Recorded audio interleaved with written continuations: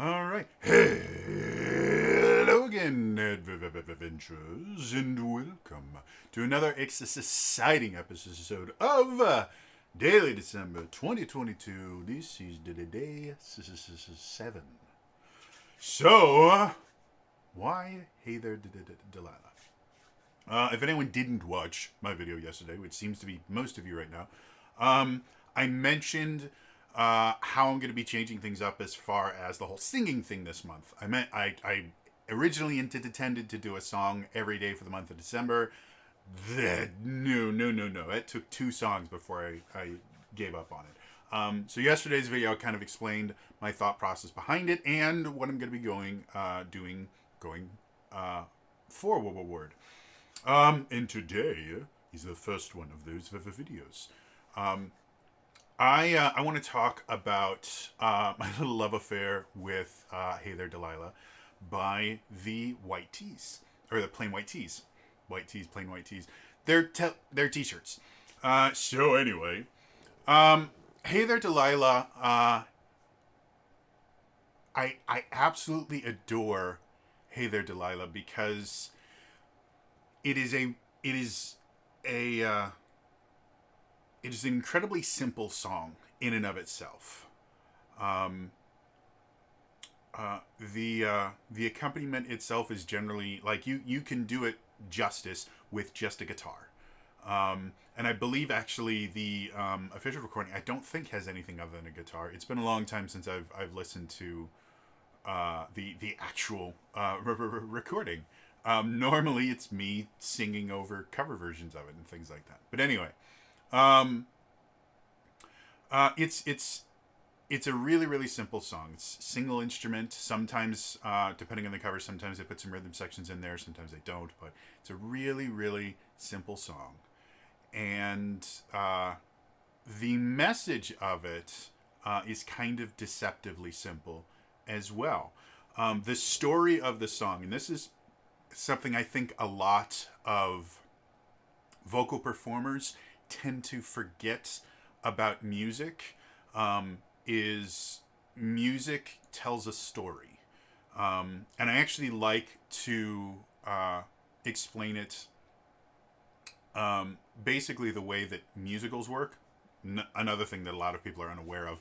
There's actual rules to how musicals work and when you put songs and dance numbers in there. And the very oversimplified version of it is when a character has too much emotion to speak it, they sing it. And when a character has too much emotion to sing it, they dance. And that's the kind of basic rule of thumb. But because of that,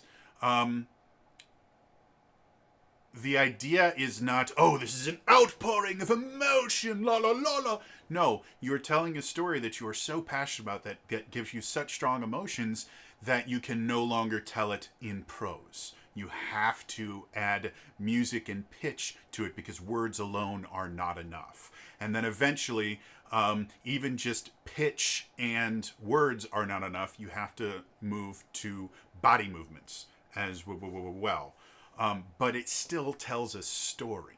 And I think a lot of vocalists tend to forget that aspect when they're singing a song, and will focus mostly on making sure that they sound good, which is an important aspect of singing, don't get me wrong.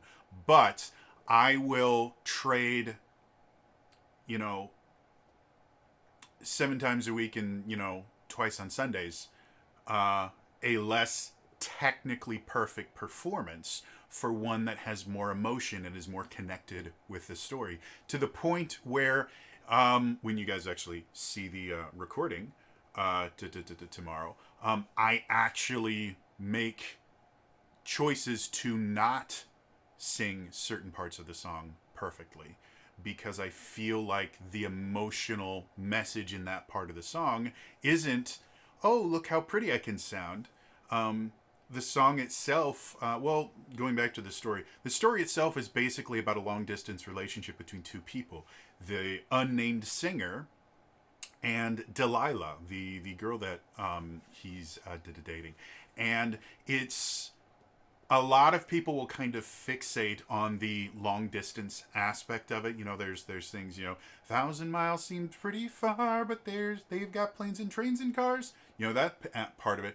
A lot of people really fixate on that and really focus on kind of the melancholy aspect of this. Of I love you so much, but I miss you, and you're so far away, and they'll really focus on that. But if you look at the word choice, and if you take the music out of it, because the music itself somewhat you can kind of infer that kind of melancholic longing feeling to the music if you interpret it a certain way. So if you take the music out of it for a second and just look at the lines and turn it into dialogue instead of poetry, it is this really cute little flirt between that you only get to hear one side of the flirting. So this is basically a one-sided phone call where one of the characters is flirting with the other one. And flirting from someone who has extensive experience on stage playing a romantic lead once. Actually, I've played the romantic lead twice. Yeah, I've played it twice, but it was the same character in the same show for two different companies. I did it in high school, and then I did it for community theater. I did the same role. Surprisingly enough, they cast me in the same role twice, and I really loved it. It's one of my favorite roles I've ever done. But there's a lot of different ways to flirt, and there's a lot of different undertones to flirting. And that's another thing that less experienced actors and a lot of just a lot of normal people in their attempts to meet someone else will forget, is that flirting is a very wide range of attitudes and emotions and things like that. Most people think of flirting as, you know, innuendos and, hey, want to go back to my place so we can have the sex. That is one kind of flirting. And we see that a lot in Hollywood media in general. Flirting leads to romance, leads to sex. Like, that is what flirting does. That's not the only kind of flirting. And flirting, at least most Hollywood depictions of it, flirting is exclusive to the courtship aspect of your relationship. You flirt to introduce yourself to a new partner. You flirt to attract them to you. Once you're in a committed relationship, flirting is no longer required. And that does not track with my experiences in my very limited experience in relationships and the experiences I have seen other people have. Flirting is an important part of romantic relationships in general. And if your only goal in flirting is to get someone else into bed, you're gonna fail a lot more than you succeed, because sex in and of itself is a big commitment. Even people that are very casual about it, it is a big undertaking. So if you relegate flirting entirely to the acquisition of sex, it's just not as interesting, is not as fun. This particular flirting that I see here is not meant to elicit some sort of physical response, is not meant to get Delilah to drive 1,000 miles so that they can bang. This flirting is just meant to be very playful. It's meant to show affection. It's meant to reinforce the relationship by saying, using little bits of hyperbole and talking about fanciful future aspects of them, and making, boasts about themselves that probably aren't true but could possibly be true, and things like that, and all of these kind of like hyperbole wrapped up in the idea of, we both know that this is hyperbole. It's not meant to be 100% factually true, but it's fun and it's playful, and it's a game that we can play even when we're really far away to strengthen our relationship. And that's what I love about this song, is it really feels like this great flirting conversation that you only get to hear one side of. And so that was a thing that draws me to it again and again and again. Is just how playful it is, just how much fun the character is that's singing it. And again, I tend to gravitate towards things where I think there's a misunderstanding, and I see a lot of people look at Hey There Delilah. First of all, some people just go, oh, plain white tees. So throw those people out. We don't need them. But a lot of people, again, will focus much more on the kind of longing because more likely than not, they have been in a long distance relationship or they have some sort of experience with a long distance relationship, whether it was theirs or someone else's. And I've been in a long distance relationship. I dated a girl in Florida when I lived in Wisconsin. They're not super fun. They can be at first. Like, it was really exciting because we met online through a mutual friend. Like, we didn't meet in a chat room or something. We had a mutual friend that kind of introduced us, and then we just started chatting more and more and more till it was every single night for hours every night. And so that first little courtship part was really, really fun, and we got to learn about each other, and we got to flirt, and well, we won't go into other things, but eventually you start developing this longing, especially since I had never met this particular girl in real life. And so it goes from that kind of fun, flirty playing that you're learning about each other to, I really want to see you. I really want to touch you. I really want to experience you physically, not so much as a sex thing, but I want to be able to hold you. I want to be able to kiss you.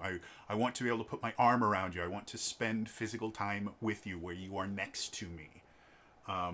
Things like that. And that's where a lot of long distance relationships start to have problems. And that's what most people remember about long distance relationships. And so, I love the fact that Hey There Delilah, while it does make mention of, the long distance, it's always in a very kind of throwing it away style thing. 1,000 miles seems pretty far, but they've got planes and trains and cars. I'll walk to you if I have no other way. This thing of, you know what? It's 1,000 miles really doesn't matter. We can fly 1,000 miles in a couple hours. We can drive 1,000 miles in a day or two. It's not something that's a huge insurmountable distance where if something happened, we needed to be together soon. We couldn't do it. You're not on another planet. You're in another state. And so that's why I love this song so much, and that's where I really put the emphasis in my performance, is keeping that very kind of light, flirty attitude with short spurts where it does become much more kind of rooted in the more kind of serious, I love you, you're very important to me aspect of flirting. Because flirting, again, coming from someone who has very limited experience in flirting to me should include that bit of whimsy. Like, flirting should be fun, and flirting should be kind of silly, and it should feel like a game, but it also needs to have undertones that are serious. It needs to have those romantic undertones of, no, I care very strongly for you. If you are to the point where you're in love with a person, you're not just having a very strong attraction to them, flirting should include the aspects of I love you, things like that to them. And so this song dances with those ideas really, really well, and it's a fun song. So yes, that is why I'm going to be covering Hey There Delilah tomorrow. So tune in to this channel tomorrow to check it out. And yeah, otherwise, that's going to be all for me today, and I'll see you guys in the next time, all right? Bye-bye.